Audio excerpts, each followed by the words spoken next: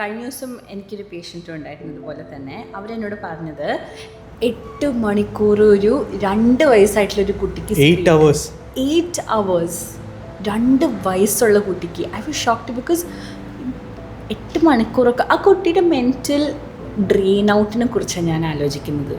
നമുക്ക് തന്നെ mobile phone ഒരു 2 മണിക്കൂർ 2 സിനിമ അടുപ്പിച്ചിരുന്ന് കണ്ടെങ്കിൽ അതിന് 2 സിനിമ അടുപ്പിച്ചിരുന്ന് കണ്ടു കഴിഞ്ഞാൽ നമ്മളൊരുമാതിരി ട്രാൻസ് സ്റ്റേറ്റിലായിരിക്കും. തലയൊക്കെ ഒരുമാതിരി കറങ്ങി ഒരു ഡിഫറെൻറ്റ് പിന്നെ കുറച്ച് നേരം എടുക്കും അത്. അപ്പോൾ ഒരു കുഞ്ഞ് ബ്രെയിൻ അത്രയും ടൈം അതും വളരുന്ന സ്റ്റേജാണ്. ഓക്കെ, കുഞ്ഞ് ആ ഒരു പോയിന്റ് ഓഫ് ടൈമിൽ ഇൻഫർമേഷൻ അബ്സോർബ് ചെയ്യുന്ന ഒരു ടൈമാണ്. ഓക്കെ, ആ ബ്രെയിനിനെ കൊണ്ട് അത്രയും എക്സോഷനിൽ എത്തിച്ചിട്ട് വാട്ട് ആർ വി എക്സ്പെക്ടിങ്? പിന്നെ ആ കൊച്ചിനോട് ഇങ്ങനെ ചെയ്യുക അങ്ങനെ ചെയ്യുന്ന ഇമാജിൻ ഒരു ദിവസത്തെ 8 മണിക്കൂർ ഒരു എണീറ്റിരിക്കുന്ന 12 hours അത് 8 മണിക്കൂർ ഈ സ്ക്രീനിന് മുമ്പിൽ.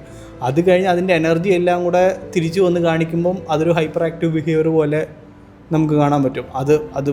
അതിൻ്റെ ഒരു TV ഓഫ് ചെയ്യുന്ന സമയം തൊട്ട് ആ ടാൻട്രംസ് ത്രോ ഔട്ട് ചെയ്യാനായിട്ട് തുടങ്ങും. കരച്ചിലാവും, ബഹളമാവും, ഇത് ചെയ്യും. അപ്പം ആ കരച്ചിന് മാറ്റാൻ പിന്നെയും സ്ക്രീൻ ടൈം പോകും.